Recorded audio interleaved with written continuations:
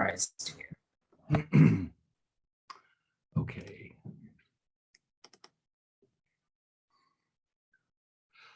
All right. So here we are again. It's Tuesday. And so we're completely done with chapter 4, supply and demand. And today we want to start chapter 5, which is where we start to really dive more deeply into macroeconomics. And that would be chapter 5, which is GDP, or gross domestic product. So now in chapter 4, there was a problem set. And now I don't remember what I said about it last time, but what I'd like to do is go over that the next time we meet. Let's go back to the Moodle for a second. So if you look in here, you'll see that there is a problem set for chapter 4, but it's not that long, but it's long enough that I think maybe we can hang on to that until Friday rather than try to look at it today, since we really did just finish supply and demand. So this is what it looks like. So you can see it's not that long, but you do have to understand what we were doing, and there's some graphs involved. So what I'd like you to do is between now and Friday, take a look at this, and we'll go over it together on Friday to make sure you really understand what we were doing in chapter 4. Okay, and also keep in mind that this problem set is sort of like a foreshadowing of what to expect on the first midterm, whenever that comes along. I'll look into that for you. I know that we've already covered a few chapters, and which means that there's got to be a midterm coming up soon. I just don't remember off the top of my head when that's going to be, but it won't be for a while. I'm sure we've got at least a couple of weeks before we even start having to worry about that. But having said that, keep in mind these problem sets are going to be a very good way to study, because the problems in the actual exams will be very much like these. All right, they can't be very much different because this is what we were doing. And of course, there is no intention of tricking you. There will be no trick questions on any of my tests. They'll be very much like these. Okay, so these are great reviews for exams, but they're also a great way to make sure you understand what we've been doing. So if you need the review, go back and reread the chapter 4 slides, which are posted here along with my handwritten notes, as you can see. And of course, there's always the videos, which are found in YouTube, because Moodle doesn't apparently have enough room to store them all. And if you go there, be sure that you look under the playlists, because it's true that all the videos are listed separately. And that's nice, but I've got so many different classes going on that you're probably going to be better off looking for them in our playlist. So you can see there's a playlist for 1500 right here. And there they are. All the ones we've done so far are here. And if you need to download them, you can go ahead and watch them. And it'll cover everything we did in class. All right, so having said all that, today we can get started in chapter 5. Now, it just so happens that this chapter lends itself particularly well to videos. There's so many wonderful videos out there that talk about GDP, and we're going to watch some of them. Even today, we'll look at least a couple of them. And because there's a lot of interest in this topic, it's a very important idea, because ultimately it determines our standards of living. In other words, the larger GDP is, the wealthier we are as a society. So this is an awfully important concept. So, and in fact, a lot of what we'll see in the future chapters will be related in some important way to GDP. All right, so let's introduce this topic. GDP stands for gross domestic product, and it's basically a measure of what we produced throughout the year. In other words, think about all the products that have been produced in the United States. Cars and TVs and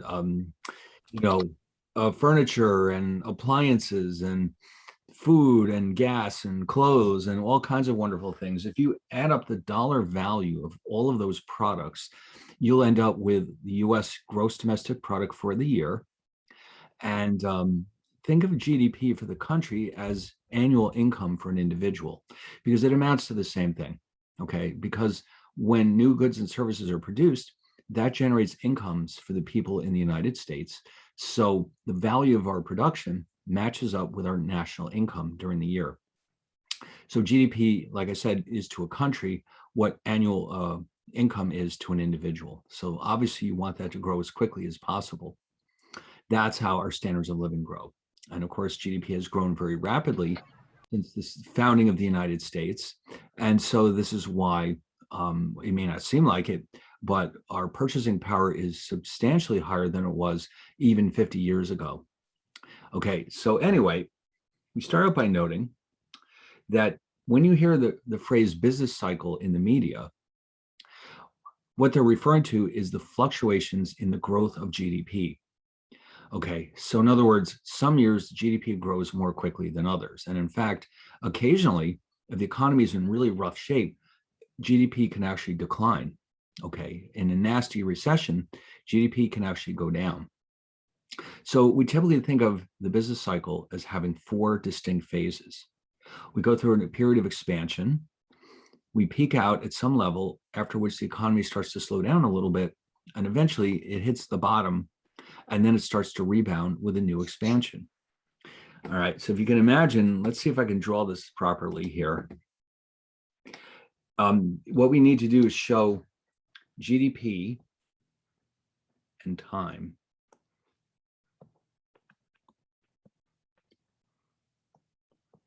And just visualize, if you can, it goes up and it goes down, it goes and it isn't like this smooth, but you can see that, let's say this line represents the long-term growth of the economy. This is a peak. This is a peak. This is a trough. This is the bottom. This is a trough. So any place where the curve is rising, like here, for example, this is an expansion. And so you've got, in my picture, I've got two expansions. And then when we start slowing down, we have what's called a contraction. And that would be this section. And over here. And so this is how GDP behaves over time. It doesn't just grow steadily. This straight line here is the growth rate we would achieve if the economy just simply grew at a particular rate every single year. It doesn't work that way in practice. It goes through periods where it's growing very quickly and periods where it's either growing very slowly or even declining. And so the distance from one peak to the next would be considered the length of the business cycle. Okay, it's the distance from one peak to the next, or it can also be thought of as the distance from one trough to the next. But let's be optimistic and think about it as from one peak to the next. So this is one business cycle.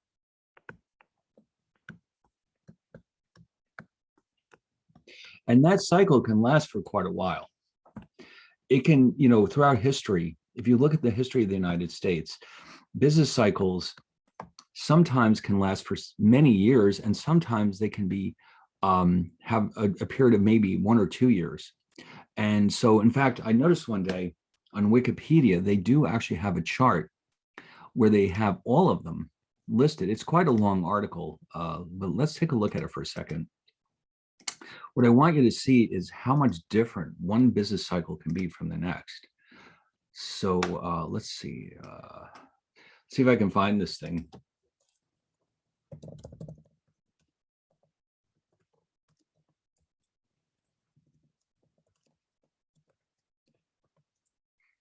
Okay. Here it is. I think that's it. So we'll scroll down. This is it. Yeah. I think, oh, wait a minute. This is only expansions. All right. Well, even here, let's take a look at these. What they have here, at least, even if we're just looking at expansions, you can see what I was getting at is the duration in months. So this cycle, this expansion lasted about 3 years. The average during that period, employment growth was 5.2% per year, and GDP grew at a rate of about 1.5% per year. So let's see if we can find an unusually. Here's a short one. April of 58 to 1960. That one only lasted about 2 years. But then look at this one. February 61 to December 69, 106 months. It's over 8 years for that expansion. That's a nice expansion. If only that would happen all the time. And you can see, oh, look at this one. This one only lasted 12 months. So that means we went quickly from one recession to the next. Here's 92 months, 120. There's a nice run there in the 90s, about 10 years of growth. That was pretty good. Um, and then we had a nice run from 2001 to 2007. And another nice run from, yeah, until the COVID came along, the economy was absolutely booming. But yeah, it really put the monkey wrench in our expansion. But you can see the economy was growing very strongly for about a good solid 11 years there until the COVID came along. So obviously something was going right, and so the economy was growing nice and steadily, and that's exactly what we hope to see. But it can't last forever. Even the best recession, expansion eventually starts to slow down again, because what happens is that eventually resources start to become scarcer. We have less and less labor available to us to keep building new products. Costs of production start to go up. And, occasionally there are external factors like the COVID, for example, or, turmoil in other countries, and anything negative like that can cause the economy to slow down. So the job of policymakers in Washington is to try to keep this growing as steadily as possible. In other words, we're trying to avoid it. We don't want the economy to grow too quickly because that tends to trigger inflation, but we don't want it to grow too slowly because that tends to increase unemployment. Okay, so we're trying to have like a steady growth, like this straight line here. That would be the ideal. If the economy could grow like that, we'd be all very happy. It's just a nice steady growth rate. It avoids inflation, it avoids unemployment, but that's not how it works in the real world. So when we get into a trough, for example, you might find, and we'll discuss this later on in the course, the Federal Reserve System will reduce interest rates to stimulate the economy and get it back up to where it belongs. If we get too much inflation during the peak, the Federal Reserve System will raise interest rates to slow the economy down just a little bit. Just like a person, it's kind of like a cruise control here, the straight line. Imagine you're driving, the cruise control is on. It's keeping you at the exact same speed all the time. Okay, Fernando, yes, go ahead. So I have a question. So is there like an equilibrium to this then? Like a Not, balance? not really. Oh, if anyone's worried about Wikipedia, yes, it can have issues, but for certain areas like math and economics, it's more, see, the problem with Wikipedia is that what can happen is people go in there and they will try to impose their opinions on people, and that's when they get into trouble. For straight ahead information like this, there really isn't any room for a difference of opinion, so the numbers are probably reliable. Nobody's got an axe to grind and they're saying, oh, I don't like these numbers, so I'm going to change them. You tend to run into that in the pages that have something to do with policy or something like that, where you might have differences of opinion. And yeah, people, unscrupulous people, do sometimes try to corrupt these articles. But when you're looking at something more objective like math or this, then you don't have to worry about it so much. But then, of course, yes, of course, you would go look at other sources too. Like with this Wikipedia, they're just summarizing it for us. We can go ourselves and find all the information we need directly from the real source. Now, let me show you, as long as we're on the subject, there's a wonderful database out there called FRED. Now, FRED stands for Federal Reserve Economic Database. It is sponsored by the St. Louis Fed. And anytime you need economic data, you go there. Now, this is the official government statistical website. These are the numbers that you can rely on 100%. And you can see what they've done is they put together data, so you can look at it as a chart, or you can download it as the raw data into an Excel spreadsheet. And let's say we look at just the last 10 years. And you can see now the economy, this is one of those long recoveries, remember, that we saw in Wikipedia. It was only interrupted by the COVID. And even then, if you look at these numbers, right there, what that tells us is that the total value of output is roughly $22.7 trillion. That's a lot of money. The US economy is by far the largest in the world. in that sense. The size of our economy as measured by GDP is quite a bit larger than the next closest country, which is China, which is in the neighborhood of about 14 to 15 trillion dollars. Okay, so the US economy is still the biggest one. And so you can see, we had a pretty good long run there. Now let's go back. Maybe if we look at Max, see, the problem is it's kind of hard to see, but these gray lines represent recessions. But you can see by comparison to the white areas, which are recoveries, the recessions don't seem to last very long. Okay, the problem with them though is that when these are going on, a lot of people can lose their jobs, and that's devastating. But another thing I wanted to point out to you though is that here we're up at $22 trillion. About 40 years ago, look at that number, $3.4 trillion. Look at that. So the economy has multiplied in size by maybe 7 to 1 just since the early 80s. That's pretty impressive, I must say. So there's a lot more goods and services available for us to buy. We have higher incomes, and so we can buy a lot of nice things that would have been much more difficult to afford in the 80s, even if they existed. Because remember, in the 80s, we didn't have a lot of the technology that we do now. We didn't have the internet, we didn't have iPads, we didn't have iPhones, we didn't have laptops. It was tough. If you got in a time capsule and went back to the 80s, you might be bored to death with the lack of technology. It really, and this wasn't that long ago when you think about it.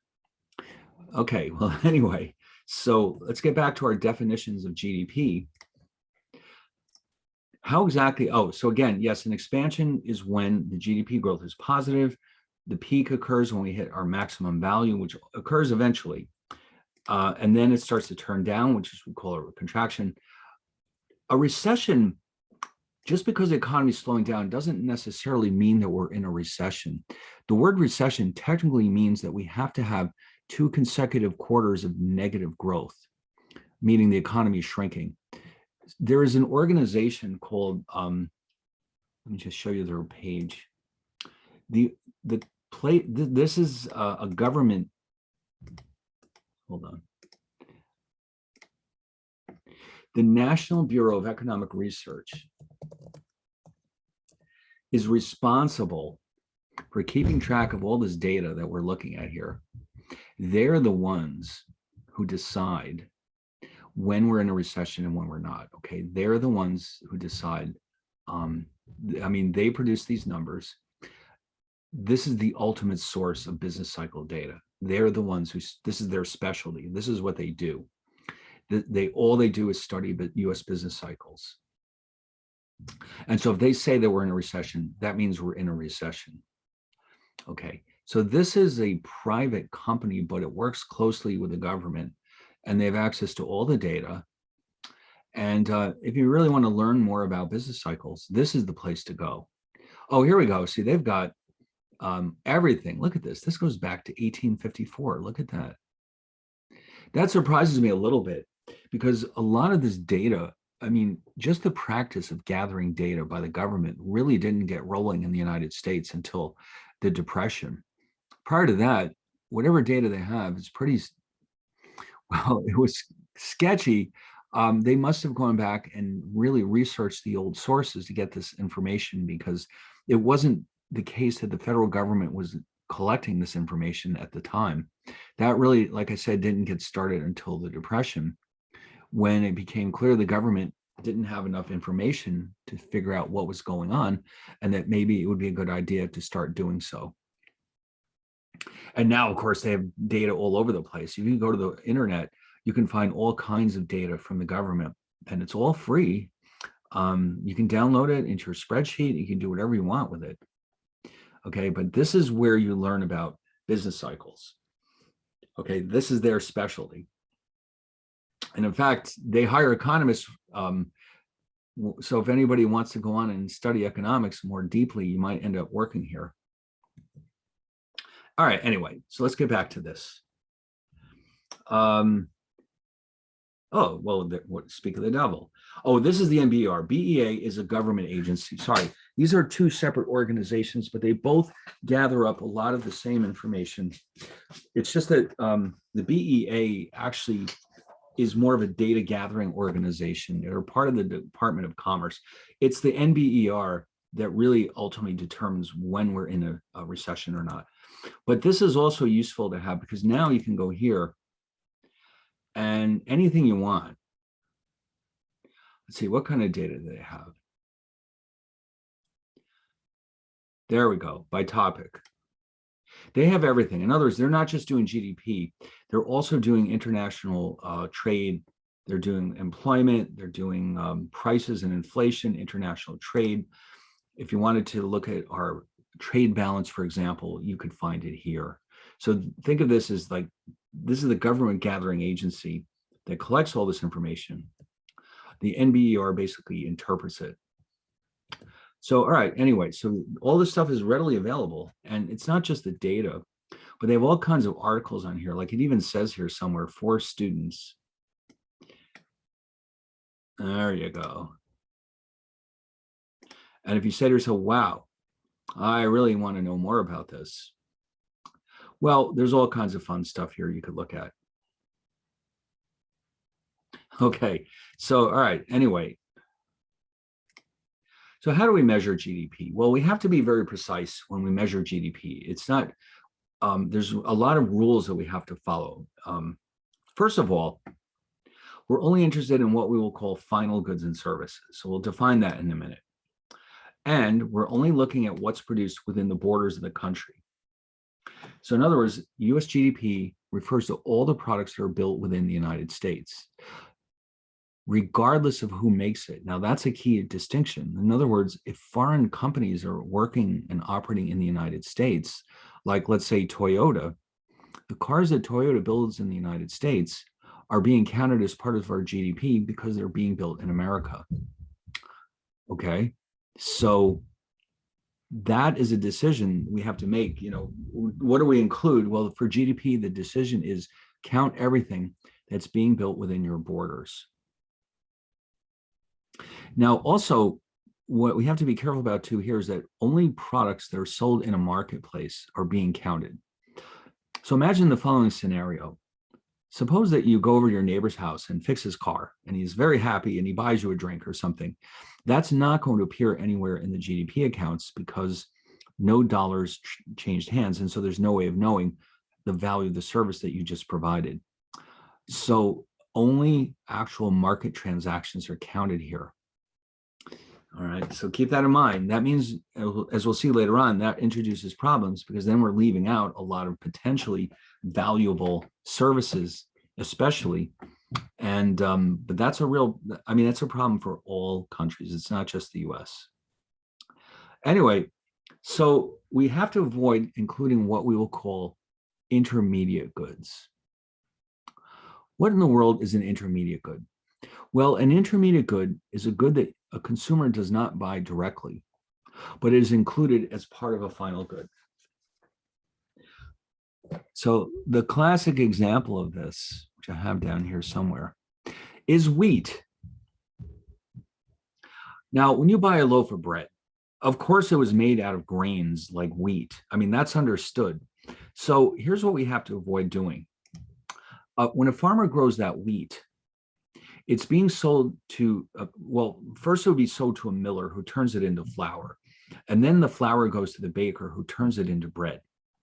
So we do not want to count in GDP accounts both the wheat and the bread because the wheat is part of the bread. And so if we count the wheat and the bread, we're counting the wheat twice, but once as just plain wheat and secondly as part of the bread. So the wheat in this case would be counted as an intermediate good and it would not be included. The bread is the final good. That's what you actually put in your mouth. And that is defined as a final good. So this is what we're counting, not this. Okay. So that's an important distinction. So now also we have to make sure that the products we're counting are ones that are being produced during the current year. In other words, if let's say that a house is built in 2020 but it's not sold until 2021. We want to count it in 2020 because that's when it was actually built. The fact that it wasn't sold until 2021 is actually irrelevant. So we have to be careful about that. We only want to count things that were produced this year. And that means we also will never count used goods and services because they have not been produced during the current year. Now, cars are another case like this. At the end of the year, when let's say General Motors produces a bunch of cars, it can take a while to sell them. So we're going to count them during the year in which they were built, not the year in which they were actually sold. Okay, so yes, so the new house, we only want to count the houses that were built this year and not in previous years. So if you buy a house that was built 10 years ago, obviously you're not going to count that in GDP. All right, and then the borders, yes. So we're only counting what is built within the borders of the United States, even if the builders of those products are not American companies, which in a lot of cases they're not. A lot of foreign companies operate in the United States. For example, if you buy a Toyota in New York, it probably was built in the United States. There'd be no sense in shipping a Toyota across the ocean from Japan all the way to New York. That's why they have factories in the United States for the American market. So all those cars that they're producing are being counted in our GDP in spite of the fact that it's a Japanese company. Now, we also have this alternative measure of national income, which used to be a lot more popular, called GNP, gross national product. And the difference between the two is that GNP is more focused on the citizens who produce the goods, not their physical location. Now, until about the 1980s, this was the most commonly used measure of national income. Somewhere along the way, economists decided that GDP was a more meaningful measure. I don't remember the exact reasoning behind it, but they still keep track of both of these, but GDP seems to be the more important of the two at this point in time. So, so let's say, here's an example right here of what I mean by this. Now, Ford, like any other car company, they typically try to build their cars in the local market. In other words, cars that are meant for sale in England or anywhere in the United Kingdom would most likely be built in the United Kingdom, again, because the shipping costs are so high. So if Ford produces cars in its UK factories, we're not going to count that in our GDP because it's not built in the United States. But because it's an American company, we'll count it in our GNP. Okay, so you see the distinction there. It's an American company, which means those cars get counted in GNP, but because they're being built outside the United States, they're not counted in GDP. On the other hand, what about Nissan? Nissan's a Japanese company, by the way. If they build cars in the US, which they do, because they're being built in the US, we'll count them in GDP, our GDP, but not our GNP because it's a Japanese company. So I hope that makes sense to everyone. Now, in principle, the two typically give us very similar results. Okay, although for some countries, they can be very different. Now, if you mathematically, here's the relationship between the two. This is what really drives a wedge between them. This is something that we call net factor income receipts. And really what it refers to is income that's earned in foreign countries. That's really what this is all about. Now, what in the world do we mean by income? Well, there's a lot of different kinds of incomes. And you might remember we defined the different resources that are used to produce goods and services as land, labor, capital, and entrepreneurship. So these are the returns to those factors. Quick example, wages from labor, interest from capital, rent from land, and profits from entrepreneurship. All right, those are the four basic types of incomes that we can earn in the economy. So if you work, you go to work every day, you've got wages. If you own a building and you rent it out to somebody, well, actually that would be land. Or if you you lease equipment to a company, the payments that you receive are considered to be interest. And then of course, if you run your own company, any profits you make are considered to be yours because you're the owner. All right, now here, let me show you an example of this. Imagine that you are an American and you work in a foreign country for a foreign company, and your wages are being sent back to the United States. But on the other hand, what if there are foreigners in the United States working for American companies and sending their wages back to their own countries? These funds will flow in both directions. And so the difference between the two of them is considered to be net factor income receipts. In other words, you're taking one and subtracting the other one. This number could be positive and it could be negative, depending on how much Americans earn in foreign countries versus how much foreigners earn in the United States. So this is being included in GNP, but not GDP. And you can see why. Because remember, GDP only counts what's going on inside the United States. If an American citizen is working for, let's say, Toyota in Japan, then those wages are being generated in a foreign country, and they're not going to get included in GDP for the United States. But it will get counted in Japanese GDP because that American worker is in Japan.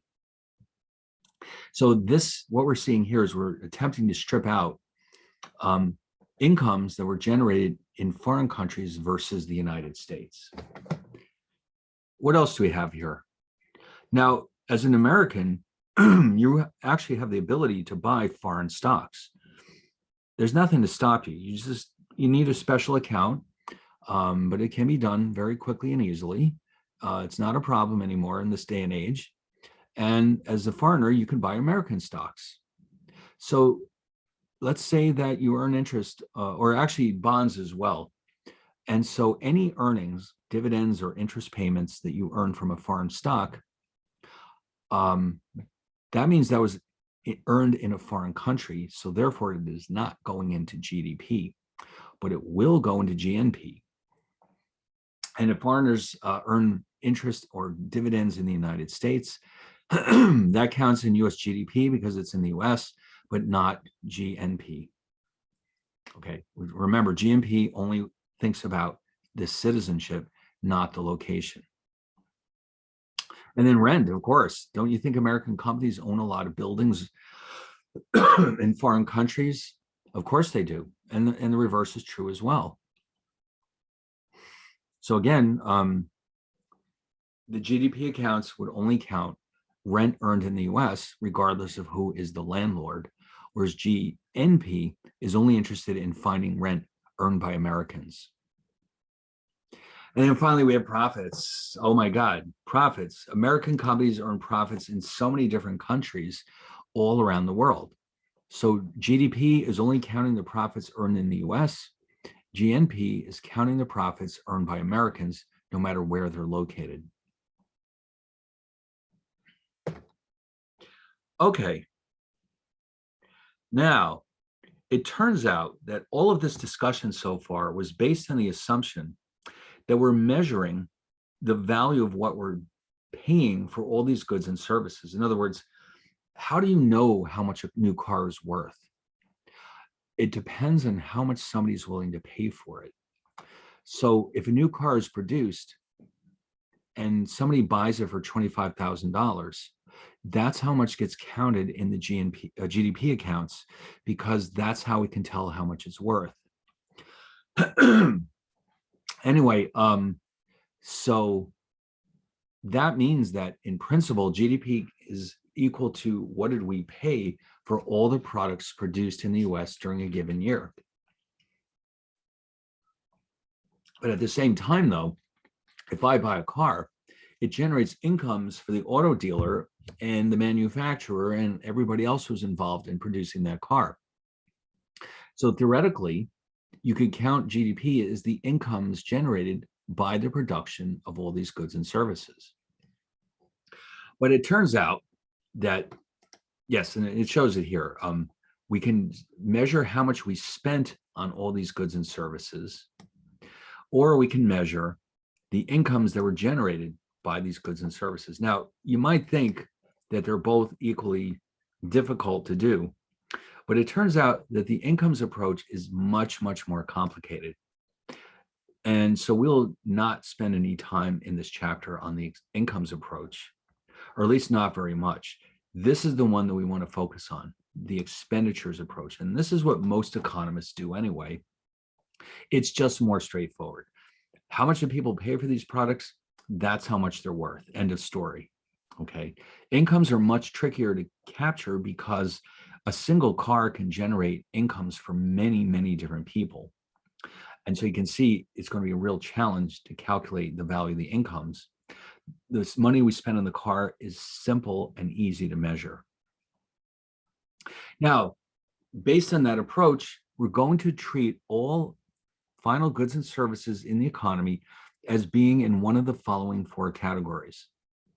Okay, so everything in the economy is defined as falling into one of these four categories.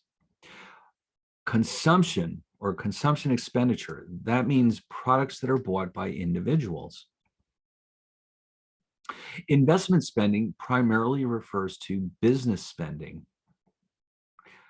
And we'll see more about that in a few minutes.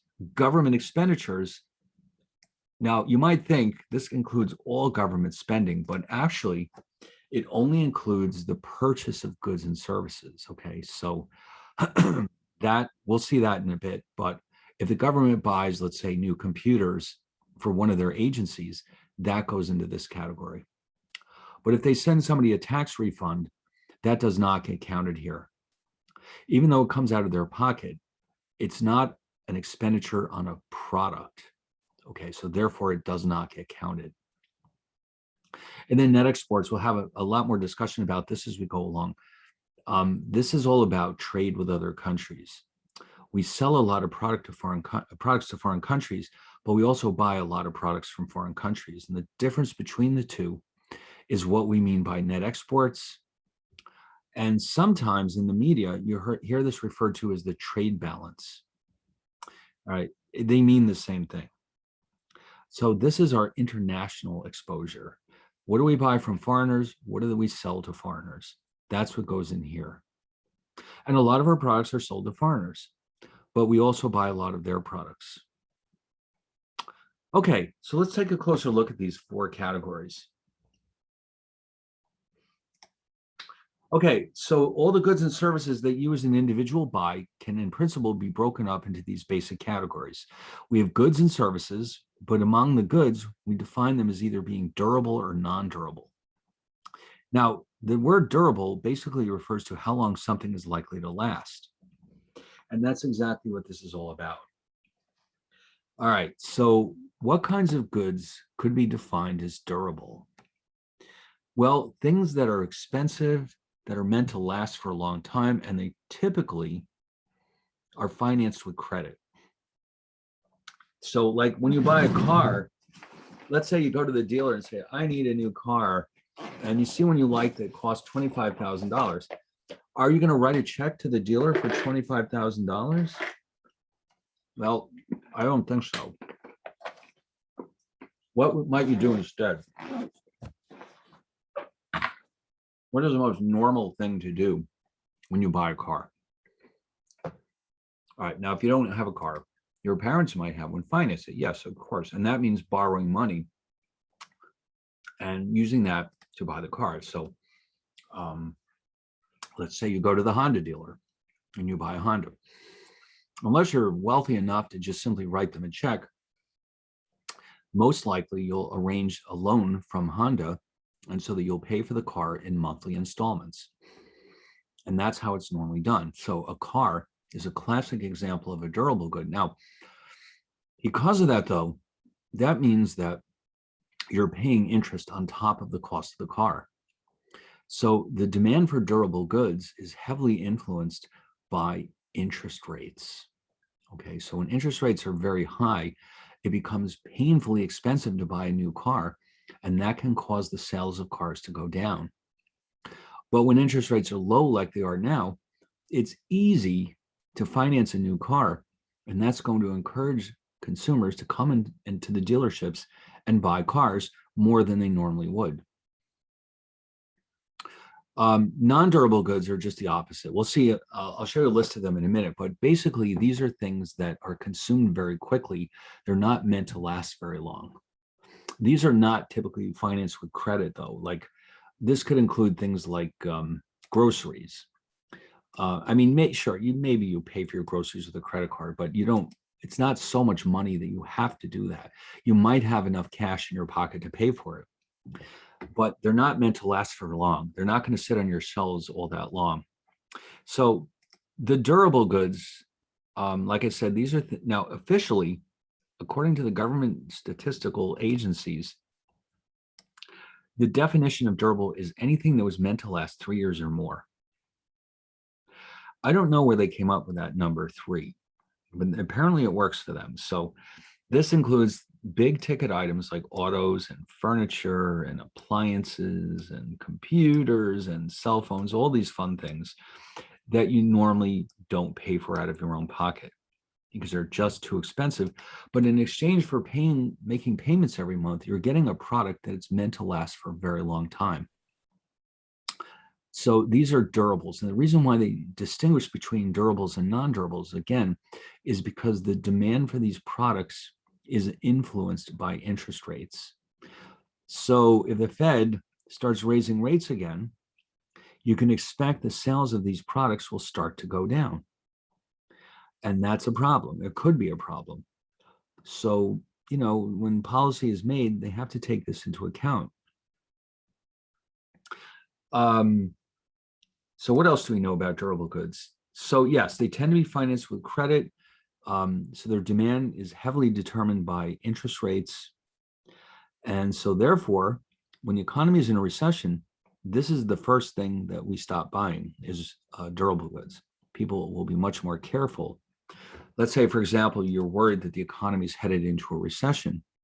You might decide that buying a new car is not really sensible and you can hang on to your old car just a little bit longer.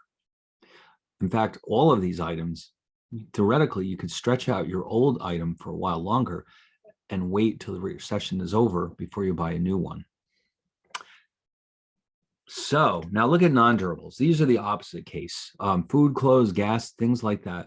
Things you consume every day. And these are not typically very expensive. Although obviously you could spend a lot of money on clothes, but you don't have to. That's the whole point. And so, but having said that, these are things you need on a regular basis. Your demand for these is not going to be related then to interest rates. All right. If interest rates go up, you don't stop eating food, for example. You don't stop buying gas to go to work or to school because you need these things regardless of how much they cost. So the demand for these does not change very much with the business cycle. And in fact, this is why you probably have noticed there's some stores out there, like let's say Target or Walmart, they mainly carry relatively inexpensive merchandise. And so when things are going badly, people are more likely to shop at these stores. And so they actually benefit from a slower economy. Whereas the more high-end stores are the ones where people stop going when the economy's not doing so well.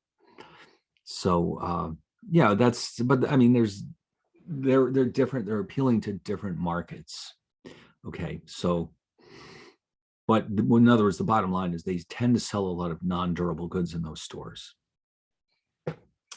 All right.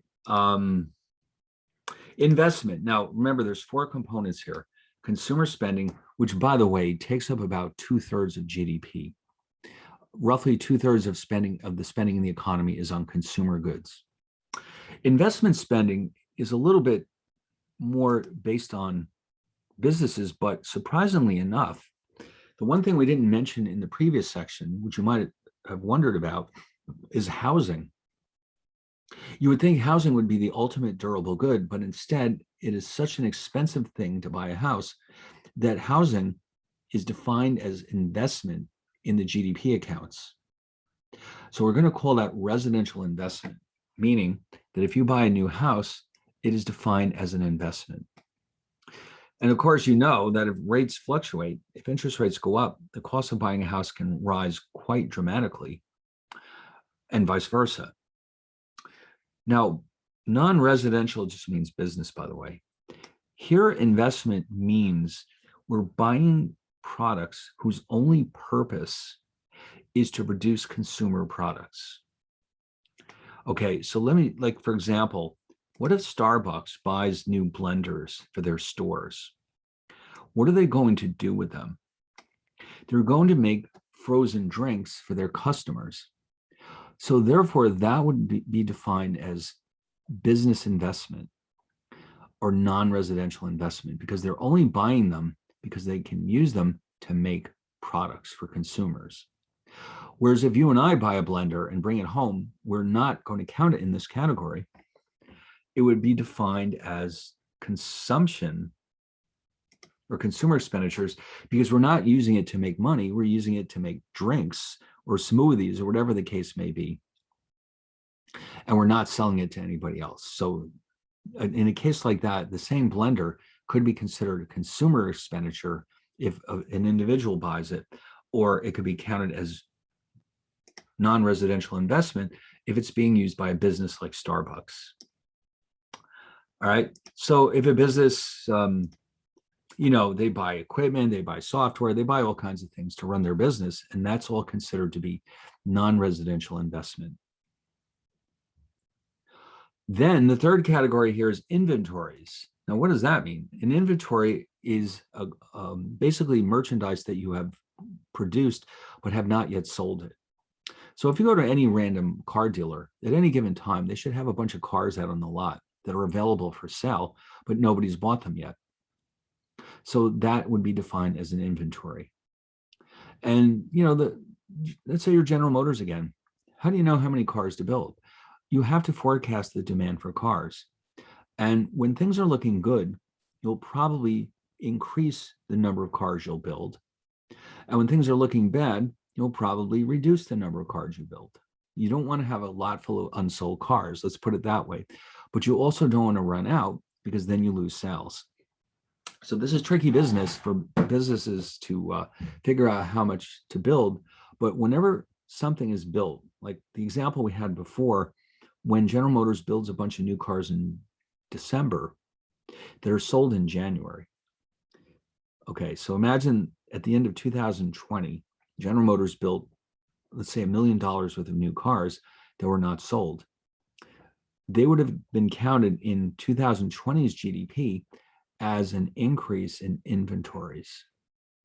All right, that's how they account for it, an increase in inventories, meaning that it hasn't been sold yet, but since it was produced in 2020, that's where they want to include it, 2020. Okay, so that's how they take care of that little problem. How do you know? I mean, where do you put it? If something is built but not sold, this is where it winds up. All right, now what else did we have here? Oh, gee, government expenditures. Yes, now remember, there's 4. Let's go back and revisit the group here. Yes, C is consumer expenditures, I is investment, G is government. All right, let's do that. So government can be broken up into basically a few different categories: federal, state, and local. At the federal level, there could be defense and non-defense spending. But remember here, we're only interested in capturing the cost of buying goods and services. When it comes to taxes and transfers and subsidies and things like that, we don't count them, because nothing, if let's say the government, like I said, sends a refund check to an individual, no new goods and services were produced as a result of that. So therefore, we will not count it. Like here's a classic example. The government sends Social Security to people all the time. We're not going to count those payments, because at some point the recipients will spend them on new goods and services. And when that happens, then we'll count them in GDP.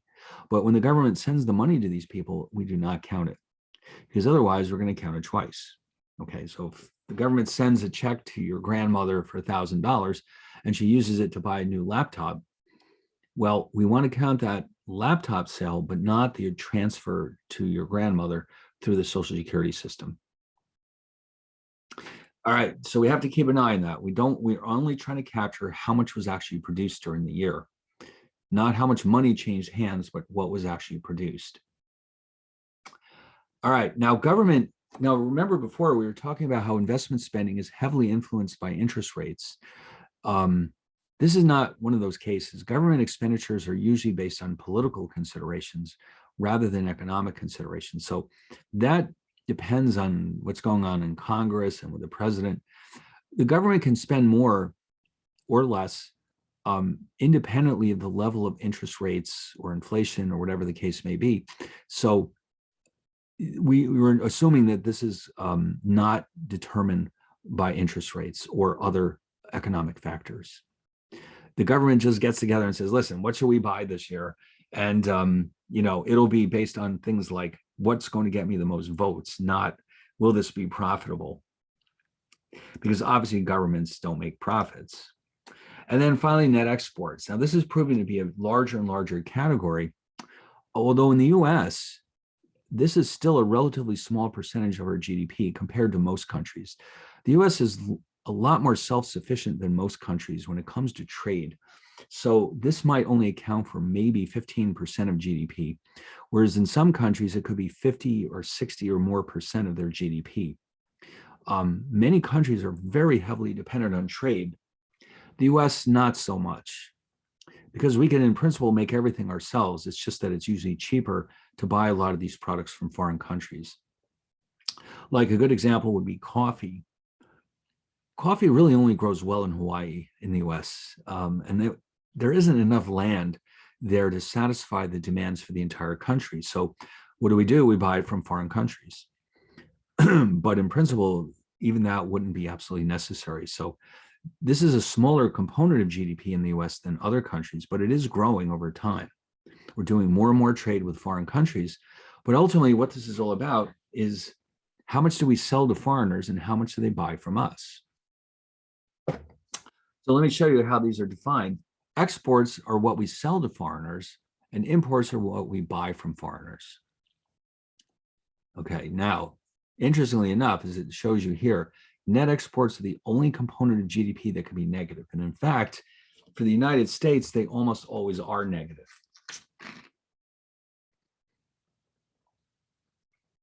When that happens, we're said to have a trade deficit. Now, Fred, our old friend Fred, has a chart that we can look at and see what our US trade balances looked like for the last few decades. And if you've been following, oh, here it is. This is a recent, I got somewhere along the way, I must have copied this into my slides. This black bar represents that net exports are zero, that we're importing and exporting the same amount. When the line is below that black line, that means we have a trade deficit. In fact, if you look down here, around 2006, the deficit was about $800 billion just in that 1 year. So remember, these numbers represent the annual trade deficits, not the total, the annual amounts. And so you can imagine we racked up quite a bit of foreign debt over these years. In fact, if you go back, look at this. The last time we went over the line, just barely, right there, it was around 1980. Man, that's a lot of deficits.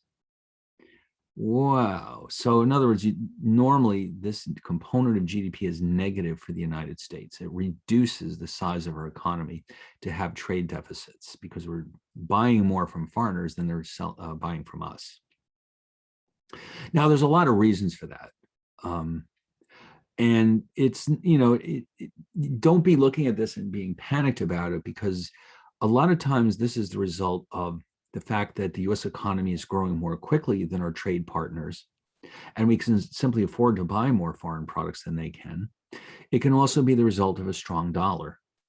So even though it sounds like a terrible thing that we have such a large deficit, if it's caused by our economy being really strong, then that's not really that much of a problem. It's like Imagine if Bill Gates wakes up one day and he realizes that his credit card debt is $1 million. Is that a problem for Bill Gates? No, because he's a multi-billionaire. He probably has that much money in his checking account. But for you and I, that would be a real problem.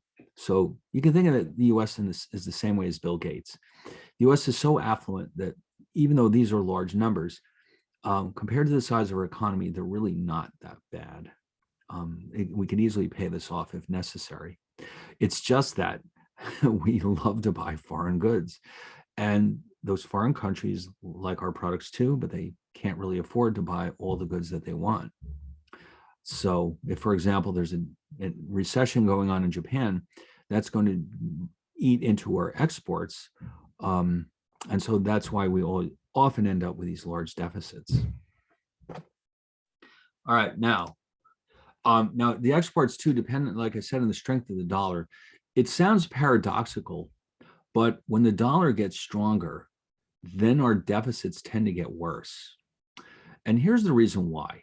Because if our dollar is strong, foreign goods are even cheaper than usual to Americans. And so, of course, we'll buy more of them. So that's why this, and we'll get more into this later on in later chapters. We'll see more about this. Yes, Fernando. I would like to ask real quick, could you explain like what do you mean by the strength of the dollar?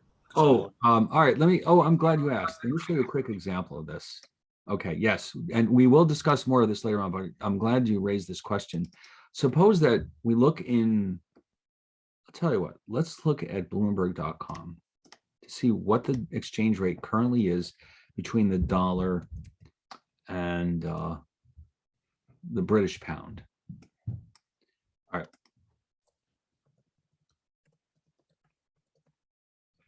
So the quote today is 13644. Okay, that means it takes, oh boy, this is so tiny.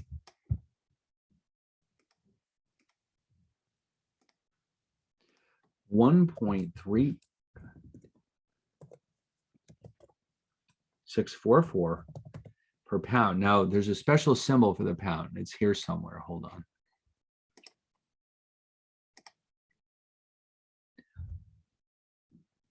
There we go. All right. It takes an American $1.3644 to buy 1 British pound. Okay, so a British product that costs 100 pounds in England, let's say that we want to buy a piece of jewelry.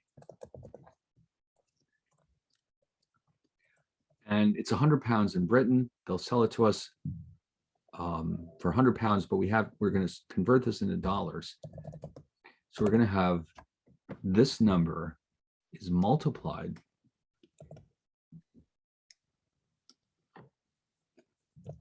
by 100 pounds.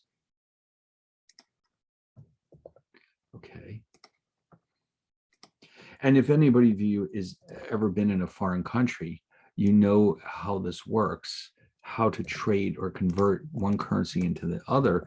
And so in other words, it's going to cost us $136 to buy this product. Now, imagine that something happens in the marketplace. People are suddenly very pessimistic about the British pound. And let's say you look in the Wall Street Journal or Bloomberg, and all of a sudden, it only costs $1.25 to buy a British pound. What happened? Well, it now only takes $1.25 to buy 1 British pound. The same good will only cost $125 in the US. Now, here's the important detail. Since it takes fewer dollars to buy 1 pound, we say that the dollar has strengthened or appreciated against the British pound. At the same time, though, the British pound has weakened or depreciated, it's called, against the dollar. So how do you think Americans are going to react when they see that new lower price from this jewelry? They were paying $136.44. Now all of a sudden it's only $125. What do you think is going to happen? We'll buy more of them. Of course, you can walk in the store. Now, you can't usually tell whether a product that you buy in the store is from a foreign country or not. It's not that obvious. It doesn't say on the thing, oh, by the way, this is a British product. So you just go in the store and you buy things. You don't really pay attention to whether they're coming from England or the US. So we're buying more of this product. Now, at the same time, though, a product that costs $100 in the US will now cost more British pounds in the UK. So that the net effect is that Americans buy more British goods. The British buy fewer American goods. And so therefore the US trade deficit or net exports worsens. Okay. In other words, if it was negative already, it becomes more negative. If it was positive, it shrinks. And that's because of the cost of the currency itself. So in other words, the price that you pay for the foreign currency will have an impact on how much imports cost in the United States and how much exports cost in the foreign countries that we're dealing with. So this is in a nutshell why a stronger dollar will worsen our deficit, because we're going to buy more foreign goods and we'll sell fewer goods to foreigners. Okay, does that make sense? And then, let's see. And then we bring these together and we create what's called the GDP identity. We're going to see a lot of this. Y equals the sum. In other words, when you add up the values of what we spent on consumer goods, on investment goods, on government spending, on net exports, the total adds up to GDP, and we call that GDP identity. If you notice, I don't know how this happened, but we use Y for GDP. I guess G was already taken for government spending. So just remember that Y means GDP. Okay. All right. Now, as much fun as we're having, I don't want to forget, there's one or two videos I'd like to sneak in here before we have to go, just because I think they'll be very helpful in reinforcing what we're doing today. So we'll start with this one. It's just called What is GDP? And as usual, I will send you the link through the chat room and you can watch it on your computer, because, you know, otherwise we might have sound issues. All right, so let me throw it in there. And, you know, these videos aren't, this one is only like 4 minutes long. All right, so there it is. Let's check it out. Washing machines and services like dog walking and massages.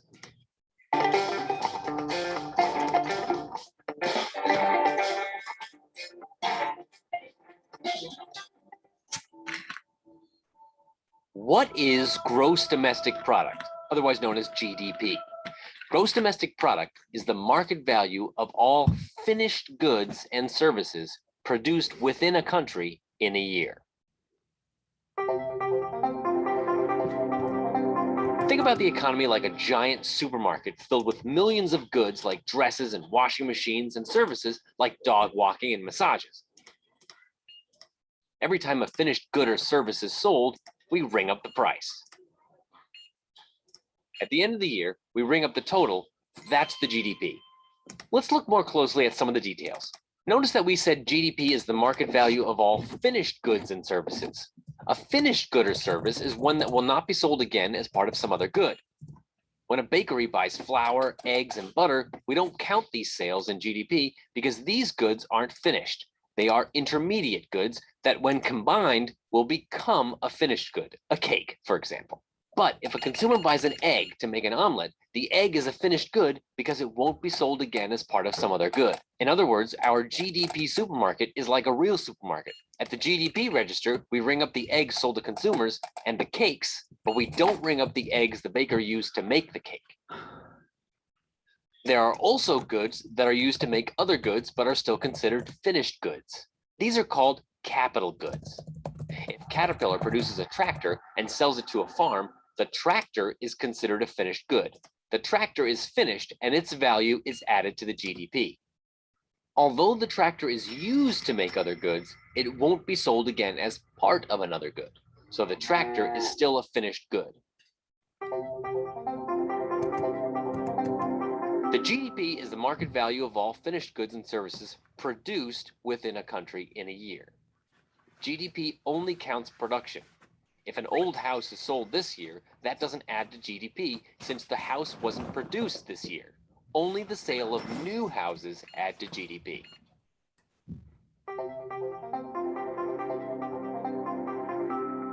GDP also only counts goods and services produced within a country. If you buy a bottle of wine imported from France, that adds to France's GDP, not to US GDP. On the other hand, a computer produced in the United States and exported to France adds to the US GDP.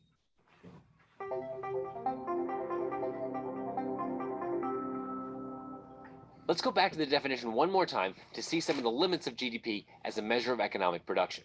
GDP is the market value of all finished goods and services produced within a country in a year.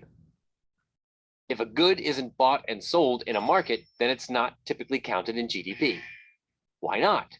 Counting the market value of, say, all the breakfast cereal produced in the US is easy, at least in principle. Just add up the price every time a box of cereal was sold.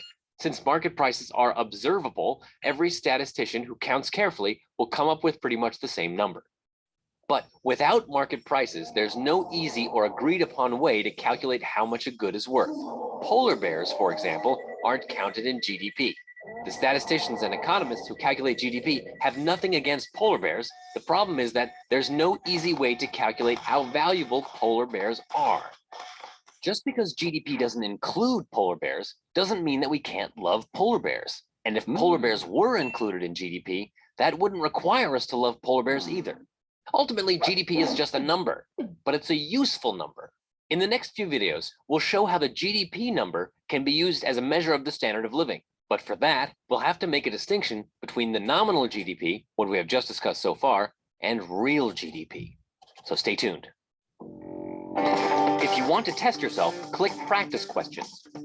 Or if you're ready to move on, you can click go to the next video. You can also visit mruniversity.com to see our entire library of videos and resources.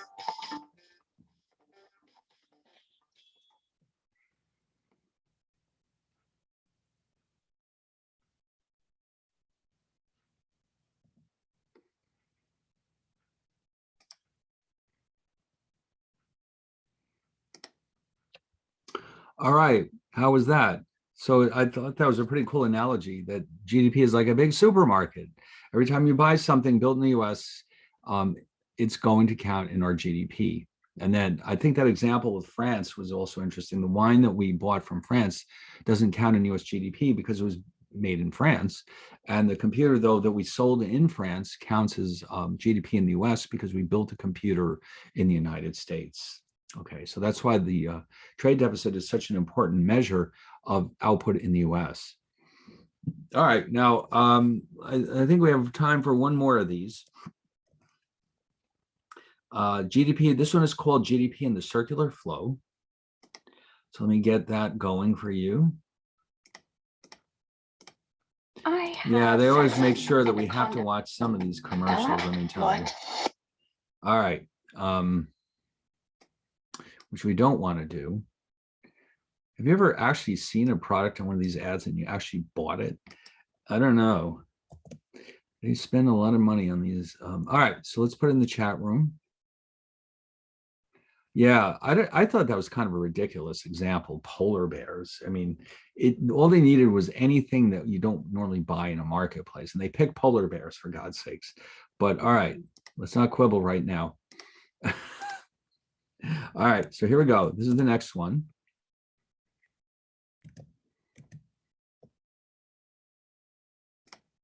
Let's check this one out.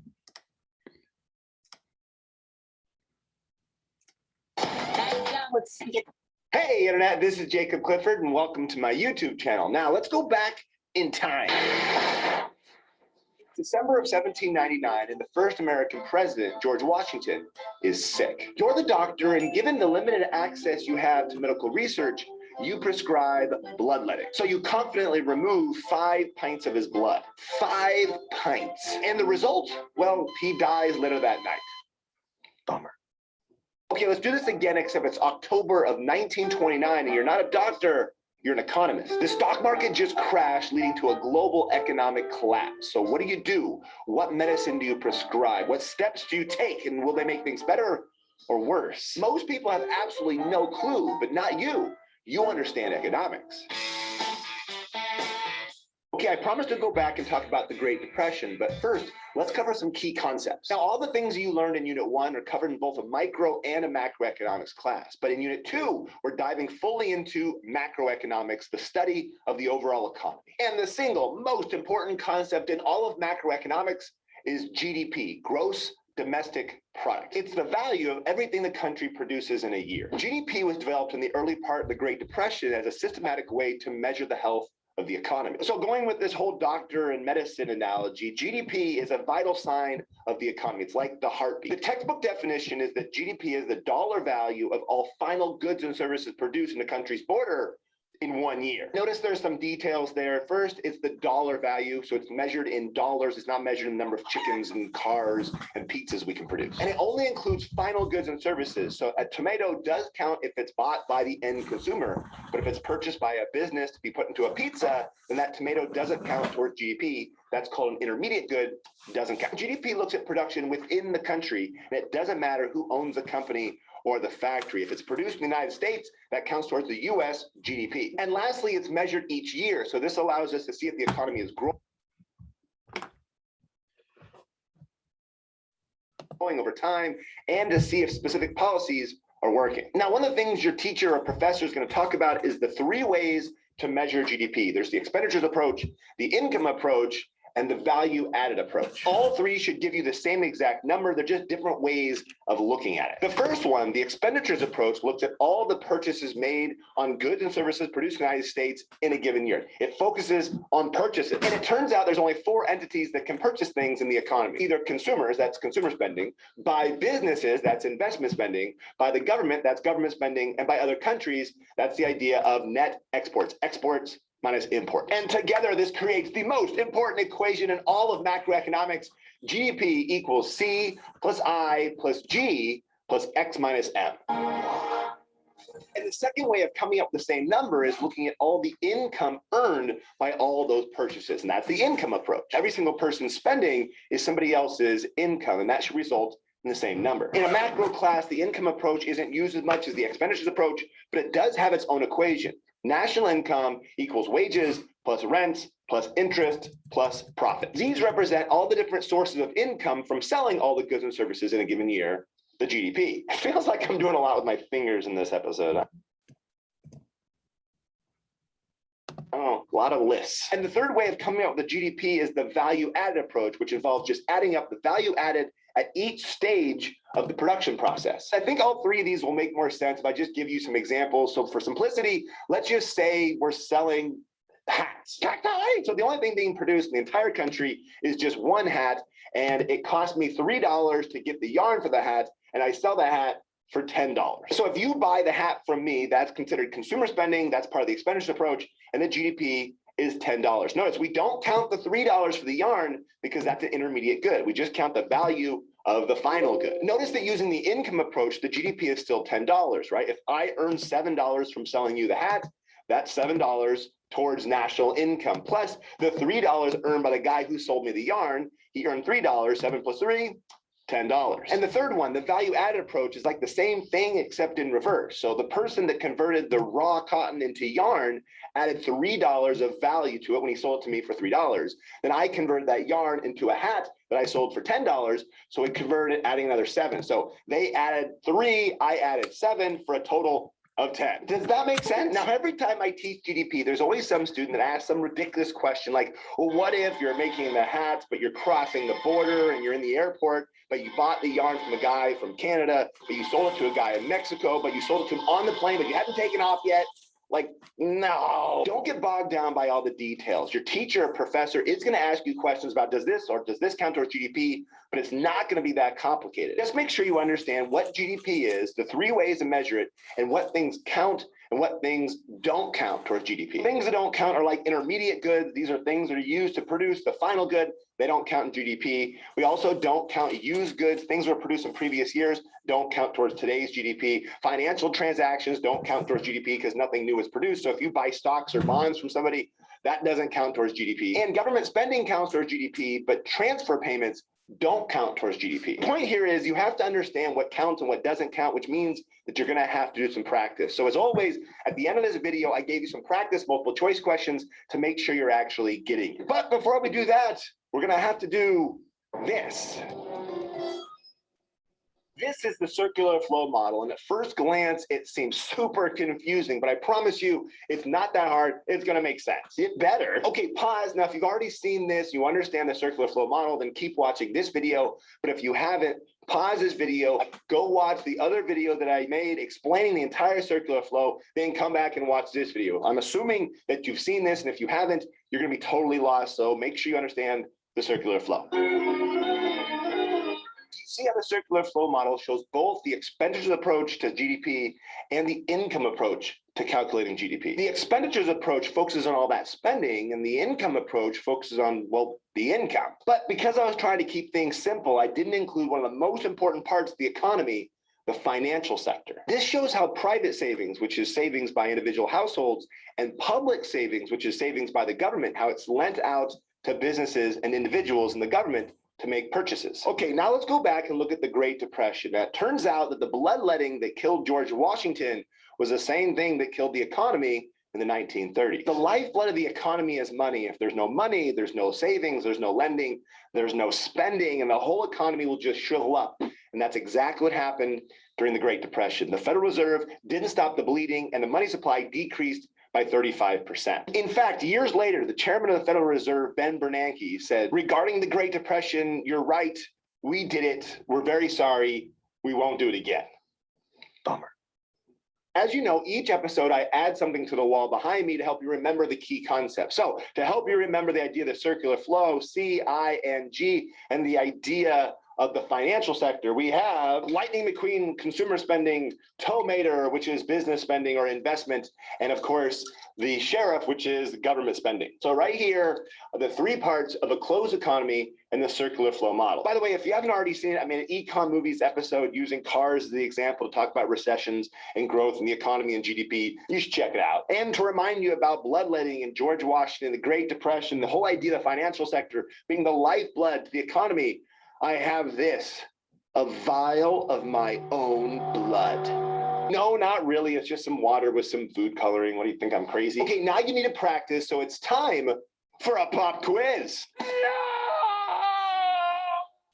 Because GDP is so darn important, there's 2 things we're going to do to practice this video. First, you're going to fill out this chart. So you're going to use the words in the word bank to figure out where each one of these things are. And it's going to prove that you understand the circular flow. To download and print the PDF, all you have to do is sign up for the free trial of my ultimate review packet. It's right there in Unit 2. And the answer key is in there as well. So the link is in the description below. Just follow that link. That's how you get this PDF. And second, I added some multiple choice questions about what counts and doesn't count in GDP to the end of this video, but keep in mind, they won't be on the screen for very long, so you have to pause the video, answer the questions, then look in the comments below for the answer key. As always, thank you so much for watching my videos. Please like and subscribe. Good luck on these quizzes and on filling out the circular flow model. Until next time.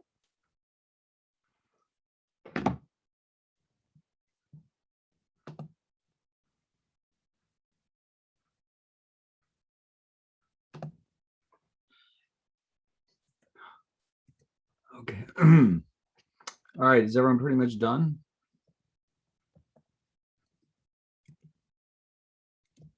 All right, so yeah, that'll have to be it for today, but what I want to do is just remind you, what I'd like to do next time is, before we carry on with chapter 5, which we're not completely done with, of course, there's a few more interesting videos here, especially when we start looking down here. We're looking at this distinction between real and nominal GDP. That'll prove to be a very important concept, and we don't want to rush through it. So I'll save that for Friday. But I also would like you to work on the chapter 4 problem set so we can get that done before too much time elapses after we've done chapter 4. We want to make sure everybody is on the same page with supply and demand. And then, and fairly soon, maybe within another week or two, we'll start thinking in terms of maybe a first midterm, which would be based on the first, let's say, 4 or 5 chapters. But let's not think about that now. It's too scary. We'll do that later. In the meantime, just focus on what we're doing here, and just try to get this problem set done, and we'll work on it next time before we dive back into chapter 5. All right. So I guess if there's no last minute questions, I'll see you all on Friday. Thank you. Okay, you're welcome. Thanks for Bye. Thank you. Later. Thank you. Fernando, yes. Could I stay after class to ask you a quick question? Sure. Awesome.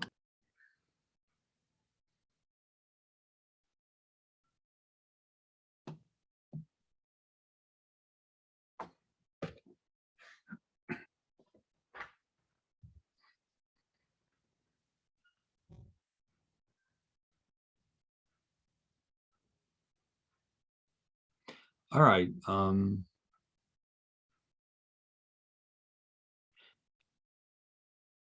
there's still some people here, but do you want to ask your question? Could you give me like a few seconds? I'm trying to recollect all my questions real quick. Oh, okay. All right. Echo it though. Sure. Could you are you able to wait too, sir, or no? Am I able to do what? Are you able to or do you have to go right now? I don't know. I don't have to leave right this minute. I'll come.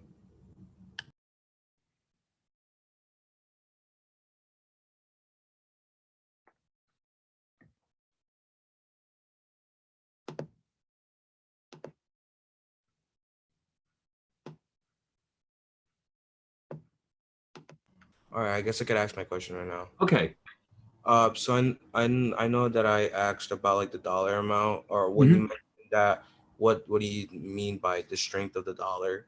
So How much will it buy of another currency is what we really usually mean by the strength of the dollar, but it can also mean how many goods and services can you buy with it. yeah, So, well, I was still a little bit confused, and I probably didn't grasp it fully. yeah, I mean, like I said in the example, if let's say initially it took $1.36 to buy a single British pound, and then all of a sudden it only costs $1.25, that means we're being asked to pay fewer dollars for the same pound. And so that means that the purchasing power of the dollar has gone up and the purchasing power of the pound has gone down. And so we say in economics that the dollar has strengthened against the British pound and the pound is weakened against the dollar. So yeah, that's the terminology that we use. Stronger means we can buy more of that currency. Weaker means we can buy less. And the strength and the appreciation and the depreciation is like if it appreciates, it's a bad thing.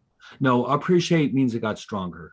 Okay, so but because so then yeah. earlier when you said that if the dollar gets stronger, then it wouldn't be so well or something like that. No, what I meant was if the dollar gets stronger, it means that our products become more expensive.